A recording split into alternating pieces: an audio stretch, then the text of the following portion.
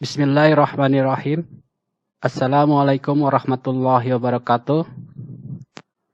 Kaifa haluk?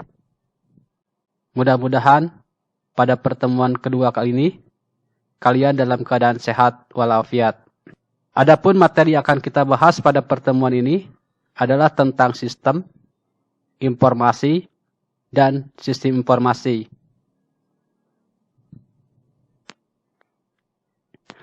Setelah Anda mengikuti materi ini, diharapkan kalian memahami pengertian sistem, memahami pengertian informasi, selanjutnya memahami pengertian sistem informasi. Setelah Anda paham ketiga kompetensi ini, Anda bisa mengikuti evaluasi berulang-ulang. Konsep dasar sistem.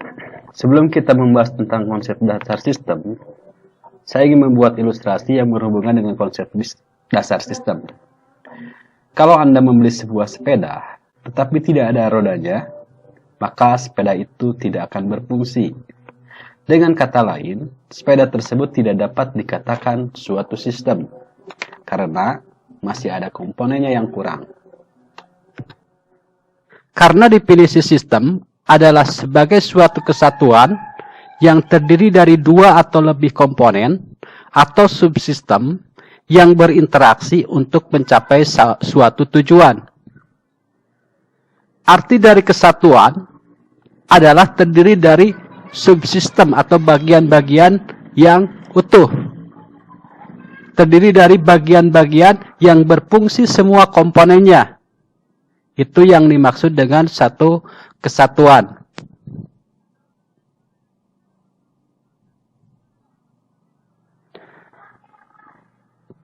Definisi sistem menurut Profesor Jogianto Hartono PhD, beliau mengatakan, suatu sistem adalah suatu jaringan kerja dari prosedur yang saling berhubungan, berkumpul, bersama-sama untuk melakukan suatu kegiatan atau untuk menyelesaikan suatu sasaran tertentu. Jaringan adalah kumpulan dari bagian-bagian atau kumpulan dari komponen-komponen untuk mencapai satu tujuan. Dan prosedur, menurut Richard Nichol, adalah suatu urutan-urutan operasi klerikal, artinya tulis-menulis, biasanya melibatkan beberapa orang di dalam suatu atau lebih departemen yang diterapkan untuk menjamin penanganan yang seragam dari transaksi-transaksi bisnis yang terjadi. Semua sistem mempunyai maksud. Dan maksud di sini, ketika maksud ya adalah skupnya lebih luas, maka bisa disebut dengan goal. Sedangkan ketika maksud dari sistem itu skupnya lebih kecil, disebut dengan objektif atau sasaran. Seperti misalnya sistem bisnis, maka istilah goal lebih tepat diterapkan. Untuk sistem akuntansi atau sistem yang lain yang merupakan bagian atau subsistem dari sistem bisnis, maka istilah objektif atau sasaran yang lebih tepat. Karakteristik sistem. Suatu sistem mempunyai karakteristik atau sifat-sifat tertentu, yaitu mempunyai komponen atau subsistem, batasan sistem atau disebut juga boundaries, lalu penghubung sistem disebut interface, selanjutnya ada lingkungan luar, ada masukan, pengolahan, proses, dan keluaran. Selanjutnya ada sasaran dan tujuan atau disebut juga dengan goal. Komponen sistem, suatu sistem terdiri dari sejumlah komponen yang saling berinteraksi, yang artinya saling bekerja sama, membentuk suatu kesatuan. Setiap sistem, tidak peduli betapa kecilnya sistem tersebut, selalu mengandung komponen atau subsistem-subsistem. Sebagai misal, sistem akuntansi dapat berdiri dari beberapa subsistem, yaitu subsistem akuntansi penjualan, subsistem akuntansi pembelian, subsistem akuntansi penggajian, subsistem akuntansi biaya. Suatu sistem dapat mempunyai suatu sistem yang lebih besar yang disebut dengan suprasistem. Ada yang dinamakan dengan subsistem. Bagian yang paling kecil ada subsistem, selanjutnya sistem, suprasistem, dan supra dari suprasistem. Sebagai contoh, sistem akademik dan kesiswaan adalah termasuk ke dalam subsistem karena berada di bawah sistem sekolah. Dan sistem sekolah berada dalam sistem dinas pendidikan provinsi. Jadi sekolah adalah termasuk ke dalam sistem, dan di atasnya lagi yang skupnya lebih luas adalah suprasistem. Dinas pendidikan provinsi termasuk ke dalam suprasistem. Dan yang lebih supra dari suprasistem adalah Kemdikbud. Karakteristik yang kedua setelah subsistem adalah boundary atau batasan sistem. Merupakan daerah yang membatasi antara suatu sistem dengan sistem yang lainnya atau lingkungan luarnya. Batasan suatu sistem menunjukkan ruang lingkup atau skup dari sistem tersebut. Misalkan ini sisi informasi akademik, ini sisi informasi kesiswaan. Sisi informasi akademik mempunyai skup atau batasan pengerjaannya. Pengerjaan sisi informasi akademik jangan sampai mengerjakan sisi informasi kesiswaan. Jika sisi informasi akademik mengerjakan sisi informasi kesiswaan, artinya terjadi overlapping karena melewati batasan sistem, sehingga terjadi duplikasi data dan sistem tidak akan berjalan seperti yang diharapkan. Karena sistem adalah suatu kesatuan, maka output dari subsistem A harus menjadi input subsistem B. Yang ketiga adalah interface atau penghubung sistem. Merupakan media penghubung antara satu subsistem dengan subsistem lainnya. Melalui penghubung ini, memungkinkan sumber-sumber daya mengalir dari satu subsistem ke subsistem lainnya. Keluaran output dari subsistem akan menjadi masukan input untuk subsistem yang lain dengan melalui interface atau penghubung. Dengan penghubung satu subsistem dapat berintegrasi dengan subsistem yang lainnya membentuk satu kesatuan. Yang keempat adalah batasan luar sistem atau environment, yaitu apapun yang di luar batasan sistem atau subsistem yang mempengaruhi suatu sistem adalah disebut lingkungan luar sistem. Lingkungan luar sistem dapat bersifat menguntungkan dan dapat bersifat merugikan. Lingkungan luar yang menguntungkan merupakan energi dari sistem, dengan demikian harus tetap dijaga dan dipelihara. Sedangkan lingkungan luar yang merugikan harus ditahan dan dikendalikan. Kalau tidak, maka akan mengganggu kelangsungan hidup dari sistem. Yang kelima adalah input, masukan sistem, adalah energi yang dimasukkan ke dalam sistem. Masukan ini dibagi dua. Yang pertama ada masukan maintenance input, yang kedua adalah signal input. Maintenance input adalah energi yang dimasukkan supaya sistem tersebut dapat beroperasi. Sedangkan signal input adalah energi yang diproses untuk didapatkan keluaran. Sebagai contoh, di dalam sistem komputer, program adalah maintenance input yang digunakan untuk mengoperasikan komputernya. Dan data adalah signal input untuk diolah menjadi informasi.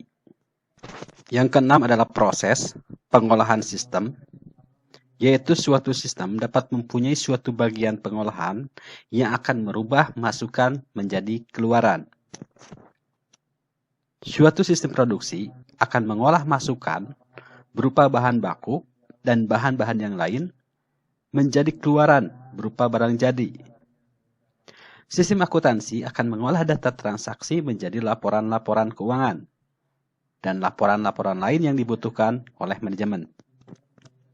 Selanjutnya adalah output, keluaran sistem adalah hasil energi yang diolah dan diklasifikasikan menjadi dua, yaitu keluaran yang berguna dan sisa pembuangan. Misalkan, untuk sistem komputer, panas yang dihasilkan adalah keluaran yang tidak berguna dan merupakan hasil dari sisa pembuangan. Sedangkan informasi adalah keluaran yang dibutuhkan. Yang terakhir adalah sasaran sistem. Suatu sistem ini mempunyai tujuan atau disebut juga dengan goal atau sasaran, disebut juga dengan objektif. Kalau suatu sistem tidak mempunyai sasaran, operasi sistem tidak akan ada gunanya. Sasaran dari sistem sangat menentukan sekali masukan yang dibutuhkan sistem dan keluaran yang akan dihasilkan sistem. Suatu sistem dikatakan berhasil bila mengenai sasaran atau tujuan. Klasifikasi sistem. Sistem dapat diklasifikasikan dari beberapa sudut pandang.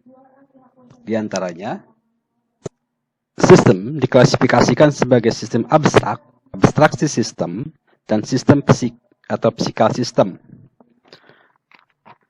Sistem abstrak adalah sistem yang berupa pemikiran atau ide-ide yang tidak tampak secara fisik. Misalnya, sistem teologi, yaitu sistem yang berupa pemikiran-pemikiran hubungan antara manusia dengan Tuhan. Sedangkan sistem fisik merupakan sistem yang secara fisik, misalnya sistem komputer, sistem akuntansi, sistem produksi, dan lain sebagainya. Yang kedua, sistem diklasifikasikan sebagai sistem alamiah atau natural system dan sistem buatan atau human-made system. Sistem alamiah adalah sistem yang terjadi melalui proses alam, tidak dibuat oleh manusia. Misalnya, sistem perputaran bumi. Sistem buatan manusia adalah sistem yang dirancang oleh manusia. Sistem buatan manusia yang melibatkan interaksi antara manusia dengan mesin disebut dengan human machine system. Atau ada yang menyebut dengan man machine system. Sistem informasi merupakan contoh dari man-machine system karena menyangkut penggunaan komputer yang berinteraksi dengan manusia.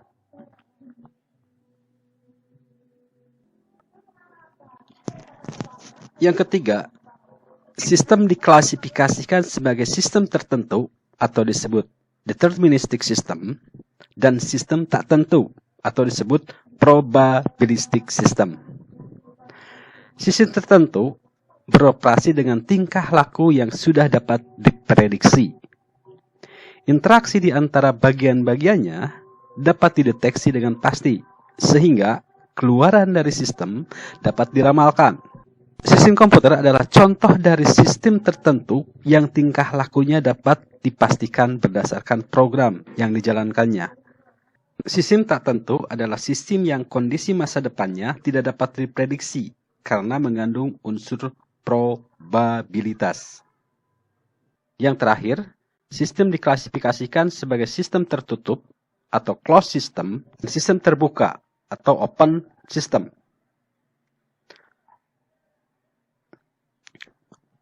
Sistem tertutup merupakan sistem yang tidak berhubungan dan tidak terpengaruh dengan lingkungan luarnya. Sistem ini bekerja secara otomatis tanpa adanya turut campur dari pihak luar. Secara teoritis, sistem tertutup ini tidak ada. Tetapi kenyataannya, tidak ada sistem yang benar-benar tertutup. Yang ada hanyalah secara relatif tertutup dan tidak benar-benar tertutup. Sistem terbuka adalah sistem yang berhubungan dan terpengaruh dengan lingkungan luarnya. Sistem ini menerima masukan dan menghasilkan keluaran untuk lingkungan luar atau subsistem yang lainnya. Karena sifatnya terbuka dan terpengaruh oleh lingkungan luarnya, maka suatu sistem harus mempunyai sistem pengendalian yang baik. Sistem yang baik harus dirancang sedemikian rupa, sehingga secara relatif tertutup, karena sistem tertutup akan bekerja secara otomatis dan terbuka hanya untuk pengaruh yang baik saja.